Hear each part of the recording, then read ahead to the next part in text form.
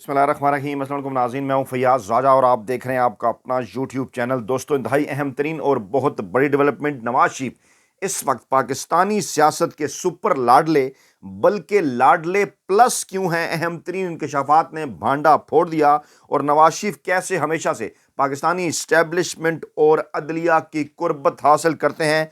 खौफनाक इंकशाफात आपके कानों से धुआं निकाल देंगे। आगे बढ़ने से पहले वीडियो में एक अहम तरीन डेवलपमेंट जिसको बज़ाहिर इस्लामाबाद के हलकों की जानिब से इस्टेब्लिशमेंट का फैसला भी करार दिया जा रहा है, उसके ऊपर रोशनी डालेंगे। लेकिन इसके बावजूद क्यों कर इस्लामाबाद के कुछ हलकों को यकीन है इस बात के ऊपर कि जालिमों इमरान खान वापस आ रहा है। हालांकि माहौल तो कुछ और बनाया जा रहा है। इससे पहले कि वो खौफनाक इंकशाफात नवाज शरीफ के आपके सामने रखें जो कि आला अदलिया और इस्टेब्लिशमेंट को रिश्वत देने के हवाले से हैं, उनके साथ ताल्लुकात बनाने के लिए कितने बड़े बड़े सरकारी खजाने से खर्चे करने के हवाले से हैं, आपके सामने लेटेस्ट डेवलपमेंट रखेंगे। पीटीआई के साबिक रुकन असम्बली अली नवाज आवान इस्तेकाम पाकिस्तान पार्टी में शामिल हो गए। इस खबर को आप तक पहुंचाने का एक मकसद है, कनेक्ट करने हैं डाट बाकायदा तौर पर कि इन तमाम तर चीज़ों के पीछे कौन है। लाहौर में अली नवाज आवान ने इस्तेकाम पाकिस्तान पार्टी के पैटर्न इन चीफ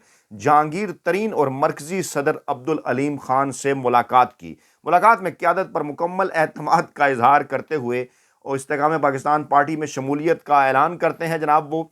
लेकिन इससे पहले पीपल्स पार्टी के साबिक रहनुमा मुस्तफ़ा नवाज खोखर ने एक अहम तरीन बयान दिया, बड़ा इंपॉर्टेंट, कि कुछ दिन पहले खबर आई कि अली नवाज आवान को गिरफ्तार कर लिया गया है। अली आवान को ना तो किसी अदालत में पेश किया गया, ना ही उनके बारे में कोई मालूमात हैं। यानी वो गिरफ्तार कर लिए गए, गायब हो गए, किसी अदालत में उनकी पेशी नहीं हुई, ना ही उनके बारे में कोई मालूमात आई। और फिर मालूमात जब मिलती हैं तो अचानक लाहौर में वो इस्तेकाम पाकिस्तान पार्टी के दफ्तर में बरामद होते हैं और अलीम खान और जहांगीर खान तरीन उनके गले में तहरीक इस्तेकाम पाकिस्तान पार्टी का झंडा डालते हैं। अच्छा, उन्होंने कहा मुस्तफ़ा नवाज खोखर ने कि जिस हलके से अली नवाज आवान मुंतखब हुए थे उसमें सुप्रीम कोर्ट और हाई कोर्ट है। दो चीफ जस्टिस साहिबान को कटहरे में खड़ा कर दिया मुस्तफ़ा नवाज खोखर साहब ने। उन्होंने कहा कि जिस हलके से अली नवाज आवान मुंतखब हुए उसमें दो दो chief justice, supreme court of Pakistan और हाई कोर्ट इस्लामाबाद मौजूद है। ताज्जुब है कि उनकी ऐन नाक के नीचे सियासतदान गायब हो रहे हैं और अदलिया खामोश है। जी जनाब, चीफ जस्टिस काजी फैज ईसा साहब, जवाब दीजिए, पाकिस्तानी अवाम को आपसे सवाल किया जा रहा है। आपकी नाक के नीचे सियासतदान गायब हो रहे हैं और आपको 2017 का और 2014 का धरना याद आ रहा है। किस से स्कोर सेटल करना चाहते हैं आप? मामलात इस वक्त पाकिस्तान के अंदर जो रुख अख्तियार कर रहे हैं उनकी जानिब तवज्जो दीजिए। आपके 2 माह गुजर चुके और बाकी जो 11 माह भी बाकी हैं, आपके नाकिद यही बात करते नजर आ रहे हैं कि आप उसी बयानिए को लेकर चल रहे हैं जो इस वक्त पाकिस्तान की मौजूदा एस्टेब्लिशमेंट और नवाज शरीफ का बयानिया है, यानी कि पाकिस्तान तहरीक इंसाफ को मुकम्मल तौर पर क्रश कर दिया जाए। इंसानी हकूक की 2017 में होने वाली खिलाफ वर्जियाँ आपको याद हैं, लेकिन आज जो कुछ हो रहा है वो आपकी ऐन नाक के नीचे, उसके ऊपर मुअज़्ज़िज़ चीफ जस्टिस साहब खामोश हैं।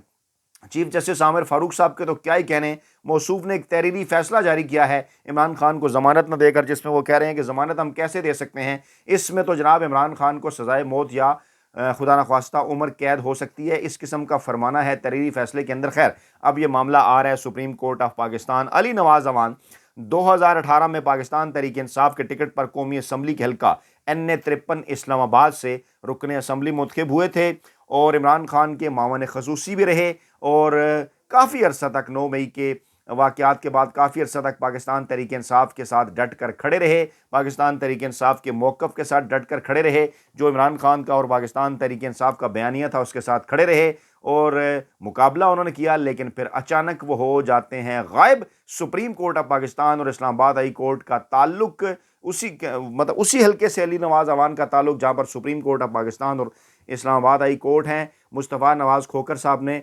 दरवाज़ा खटखटाने की कोशिश की है दो मुअज़्ज़िज़ चीफ जस्टिस साहबान का। हेलो, ठक ठक ठक ठक, ज़रा खोलिए हजूर वाला इंसाफ का दरवाज़ा, आपकी नाक के नीचे से लोग गायब हो रहे हैं और आप इस तरफ ध्यान नहीं दे रहे। कमेंट इसके ऊपर आपने ज़रूर करना है कि क्या वजह है चीफ जस्टिस काजी फैज़ ईसा साहब को पाकिस्तान तहरीक इंसाफ के सियासतदानों का गायब होना क्यों नज़र नहीं आ रहा। चीफ जस्टिस आमिर फारूक साहब को یہ جو سب چیزیں ہیں یہ کیوں نظر نہیں آ رہا؟ اور پھر اسی دوران خبریں کیا آ رہی ہیں، تحریک انصاف کا ایک اور رہنما نون لیگ کے اندر شامل، اس میں سردار جناب رکن سندھ اسمبلی غلام رسول انڑ، اور اس کے بعد پھر پی ٹی آئی کے صوبائی رہنما انہوں نے ملاقات کی نواز شریف اور بشیر میمن سے۔ اچھا، پھر جناب یہ نواب شاہ کے علاقے سکنڈ سے ایم پی اے منتخب ہوئے تھے۔ اچھا، پھر سردار عاشق گوپانگ، سردار عامل طلال گوپانگ، یہ کل کی خبریں، اور آج کی تازہ خبر کے سردار طالب نکیس، سردار آصف نکیس صاحب بھی شامل ہو گئے۔ لیکن ان تمام تر چیزوں سے حاصل کیا جا رہا ہے؟ حاصل وصول۔ رانا ثناء اللہ کہتے ہیں جناب الیکٹیبلز لینا کوئی بری بات نہیں، اور یہ اپنے حلقے کے ایسے لوگ ہوتے ہیں جن لوگ ووٹ دینا چاہتے ہیں، لیکن جناب الیکٹیبلز کا معاملہ تو خاصے دور تک رہ گیا۔ گراؤنڈ کے اوپر، میدان کے اوپر نظر ڈالیے اس وقت صورتحال کیا ہے۔ ایسی صورتحال ہے کہ جس کے اندر پاکستان تحریک انصاف کے کروڑوں نوجوان، آپ ایک دفعہ ذرا پولنگ ڈے تو آنے دیجئے، اور بڑی تعداد میں ووٹ ڈالنے کے لیے نکلنے کے لیے تیار ہیں۔ اس سے پہلے انہیں صرف ایک پروپیگنڈے کا شکار بنانے کی کوشش کی جا رہی ہے کہ یہ کسی طریقے سے تاثر بنایا جائے کہ دیکھیے جناب الیکٹیبلز شامل ہو رہے ہیں، دیکھیے جناب پاکستان تحریک انصاف ٹوٹ رہی ہے، دیکھیے جناب عمران خان کو نہیں آنے دیا جائے گا، اس لیے آپ عمران خان کو ووٹ نہ کریں۔ آپ بتائیے گا ضرور کہ کیا آپ اس پروپیگنڈے کا شکار ہوئے یا نہیں، اور آپ کیا 8 فروری کو گھروں سے نکل کر ووٹ ڈالنے جا رہے ہیں یا نہیں۔ بعض اوقات چیزوں کو رپیٹ کرنا، بار بار آپ سے پوچھنا بڑا ضروری ہوتا ہے، اور ہم جو ہے وہ جمہوریت، آئین اور قانون کے اوپر جو ہے وہ اعتماد رکھتے ہیں، اور یہ چاہتے ہیں کہ پاکستان کے اندر آئین اور جمہوریت آگے بڑھے، جو ہے وہ ان کو ترقی ملے، ان کو تقویت ملے، اور اس لیے جو پاکستان کی تاریخ کے مقبول ترین عوامی سیاسی رہنما ہیں عمران خان، ان کے آئینی اور قانونی موقف کے ساتھ کھڑے ہوئے ہیں، اور اپنے تئیں اپنے فرض جو ہیں وہ صحافت کے میدان میں ادا کر رہے ہیں، کیونکہ ایک صحافی کا بھی بالکل یہی فرض ہے کہ جو عوام کی نبض ہو اس پر اس کا ہاتھ ہو، اور جس طرف عوامی رخ ہو وہ بتائے، جو ہے وہ دنیا کے سامنے وہ بتائے کہ اس وقت عوام جو ہے وہ کس کے ساتھ کھڑی ہے، اور اگر کوئی غیر آئینی اور غیر قانونی اقدامات ہوں تو اس کے متعلق جو ہے وہ پاکستانی عوام کو بتایا جائے۔ تو اس وقت جناب یہ صورتحال چل رہی ہے، اور دوسری جانب جناب یوسفزئی گیلانی صاحب فرما رہے ہیں، وہ کہتے ہیں نا چور کی داڑھی میں تنکا، موصوف فرماتے ہیں الیکشن مہم میں سب سے بڑا خطرہ عمران خان نہیں مہنگائی ہے۔ اب انہیں اس بات کا اچھی طرح سے اندازہ ہو چکا کہ عمران خان کا یہ مقابلہ کرنے کی پوزیشن میں نہیں ہے، اور انہی کی حکومت کی وجہ سے بھی مہنگائی ہوئی، اور اب یہ اس قسم کی چیزیں پاکستانی عوام کے سامنے رکھ کر کیا بتانا چاہتے ہیں؟ موصوف کہتے ہیں 2018 سے پہلے ہماری نشستیں 2 تھیں، پھر 7 ہو گئی تھیں، ہم آگے چل کر مزید نشستیں حاصل کریں گے۔ نہیں جناب، گراؤنڈ کے حالات کچھ اور ہیں۔ احسن اقبال صاحب فرماتے ہیں کہ 2018 میں پیپلز پارٹی اور پی ٹی آئی نے نواز شریف کو انتخابات سے باہر رکھا۔ نہیں جناب، اعلیٰ عدالتوں کا فیصلہ تھا۔ عمران خان کوئی پاناما کیس نہیں لے کر آئے، کوئی پیپلز پارٹی پاناما کیس نہیں لے کر آئی، کوئی اسٹیبلشمنٹ پاناما کیس نہیں لے کر آئی۔ ایک عالمی سکینڈل پوری دنیا کے سامنے آیا، دنیا میں اور بھی 3-4 ممالک میں جو ان کے رہنما تھے وہ اس کا نشانہ بنے، کرپشن ان کے اوپر ثابت ہوئی، اپنے عہدوں سے فارغ ہوئے۔ بالکل اسی طرح نواز شریف کے معاملے کے اندر ہوا، سپریم کورٹ میں معاملہ گیا، وہاں پر بینچ بنا، وہاں پر سماعت ہوئی، اس کے بعد معاملہ احتساب عدالتوں میں آیا، وہاں پر سماعت ہوئی، پھر سزائیں ہوئیں۔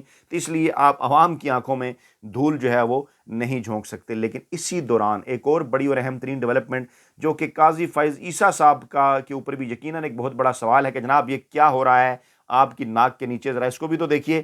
سیکرٹری دفاع کی برطرفی کا حکم دینے والے جج کو ایک دن بعد ہی او ایس ڈی بنا دیا گیا۔ اس سے پہلے کہ نواز شریف کے B M W chief justice جو ہے وہ B M W army chief کو دینے اور چیف جسٹس کو پلاٹ دینے کے حوالے سے خبر کی جانب ہم آگے بڑھیں، انکشافات کی جانب آگے بڑھیں، آپ کو یہ بتائیں کہ سیکرٹری دفاع کی برطرفی کا حکم دینے والے جج کو ایک دن بعد او ایس ڈی بنا دیا گیا۔ کس کا فیصلہ ہے یہ؟ یقینی طور پر پاکستانی اسٹیبلشمنٹ کا، اور مین اسٹریم میڈیا اس کو رپورٹ نہیں کر رہا۔ ہوا کچھ یوں کہ لاہور ہائی کورٹ کے رجسٹرار کی جانب سے جاری کردہ نوٹیفیکیشن میں کہا گیا کہ ایڈیشنل سیشن جج وارث علی مزید اس کیس کی سماعت نہیں کریں گے، جبکہ انہیں اسپیشل ڈیوٹی افسر او ایس ڈی لاہور بنا دیا گیا ہے۔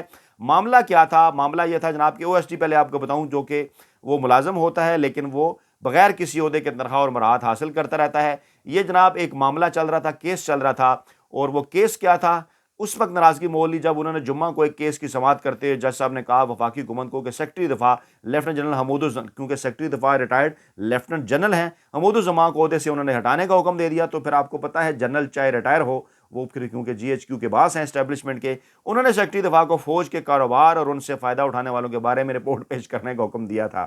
پھر کیسے انہوں نے رہنا تھا جب یہ اور سیکرٹری دفاع نے حکم کی تعمیل کی اور نہ ہی عدالت میں پیش ہوئے؟ کیسے پیش ہو سکتے ہیں جناب؟ وہ تو سیکرٹری دفاع ہیں، وہ تو جرنیلوں کے باس ہیں، سابق جرنیل ہیں، وہ کیسے پیش ہو سکتے ہیں؟ جب معاملہ اٹھایا گیا تو مرکزی وکیل بھی عدالت سے غیر حاضر تھا، ان کے کلرک نے سیکرٹری دفاع کی جانب سے پیشی کا میمو جمع کرایا اور مرکزی وکیل کے ذاتی طور پر عدالت میں پیش نہ ہونے پر سیشن جج نے میمو قبول کرنے سے انکار کر دیا۔ انہوں نے ریمارکس دیے کہ اعلیٰ سرکاری عہدیدار کا ایسا طرز عمل ریاست کے ایک ستون یعنی عدلیہ کے وجود سے انکار کے مترادف ہے، اس رویے کو نظر انداز نہیں کیا جا سکتا۔ تحریری فیصلے میں انہوں نے وفاقی سیکرٹری کو ہٹانے کا حکم دیا اور اٹارنی جنرل سے ریمارکس کے ساتھ معاونت طلب کی کہ اس کیس میں آئین کی تشریح کی ضرورت ہے کہ مسلح افواج کے کام آئین کے آرٹیکل 245 کے ہوتے ہیں۔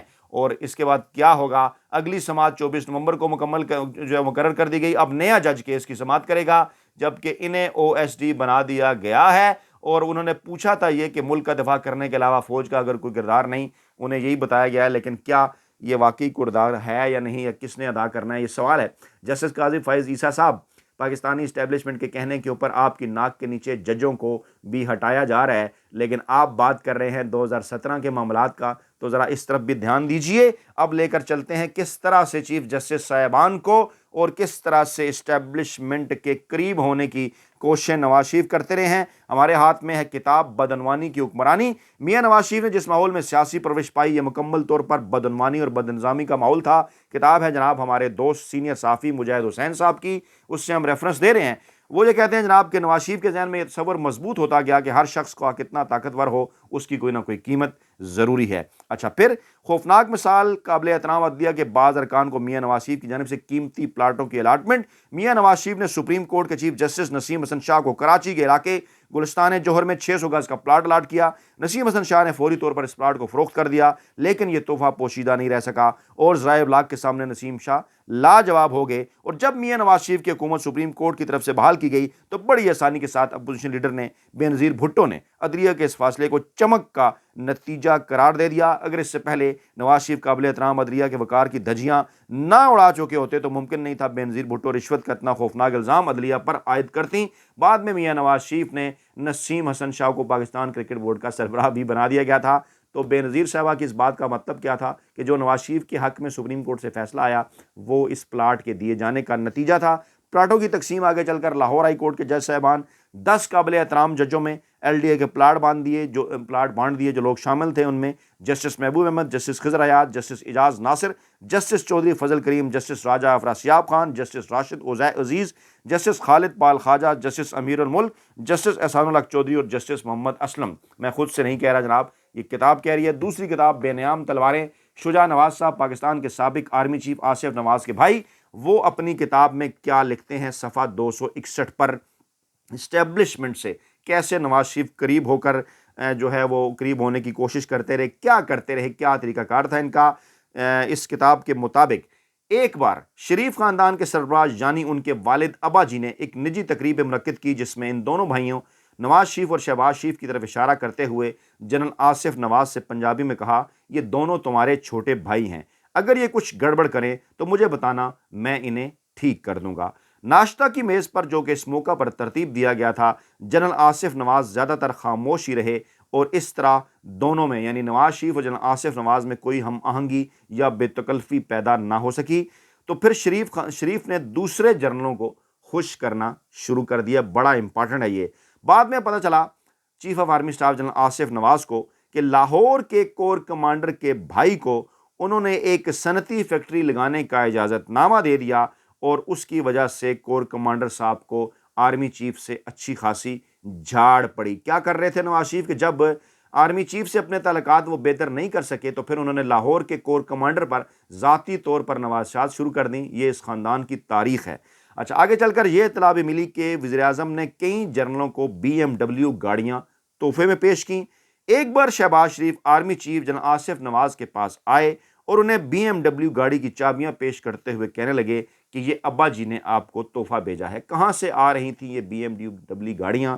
نواز شریف صاحب خود تو خرچہ نہیں کر سکتے، پہلے پلاٹ بھی انہوں نے جج صاحبان کو سرکاری زمین سے دیا، تو ڈیفینیٹلی یہ بھی اسی رشوت کا، اسی کرپشن کا، اسی چیزوں کا پیسہ تھا جو کہ نواز شریف کماتے تھے اور اس کے بعد پھر چاہتے تھے کہ سب میں تقسیم کر کے سب کو ساتھ ملایا جائے۔ تو جناب انہیں BMW گاڑی تو اور آرمی چیف آصف نواز کے پاس آئے اور انہیں BMW گاڑی کی چابیاں پیش کرتے وقت کہنے لگے کہ ابا جی نے آپ کو تحفہ بھیجا ہے۔ جنرل نواز نے شکریہ کے ساتھ تحفہ قبول کرنے سے انکار کر دیا۔ پھر ایک بار وزیر اعظم نواز شریف نے خود ایک BMW کی گاڑی کی چابی جنرل نواز کو پیش کی اور نواز نے یہ کہتے ہوئے واپس کر دی، شکریہ سر، میں اسی میں خوش ہوں جو میرے پاس ہے۔ ہم نے آپ کے سامنے تاریخ رکھی ہے اس کتاب سے کہ عدلیہ کے اوپر کیا نوازشات کرتے رہے، اور اس کتاب سے کہ کیسے پاکستانی اسٹیبلشمنٹ کے قریب ہونے کی کوشش کرتے رہے۔ سوال اس وقت پیدا ہوتا ہے کہ اس وقت کیوں کر اور کیسے پاکستانی اسٹیبلشمنٹ اور عدلیہ نے ایک مجرم نواز شریف کے سر پر ہاتھ رکھا ہوا ہے۔ یہ ایک بہت بڑا سوالیہ نشان ہے، آپ اس کے اوپر کمنٹ ضرور کیجیے گا۔ نئی ویڈیو کے ساتھ جلد حاضر ہوں گے، اللہ نے کے بعد۔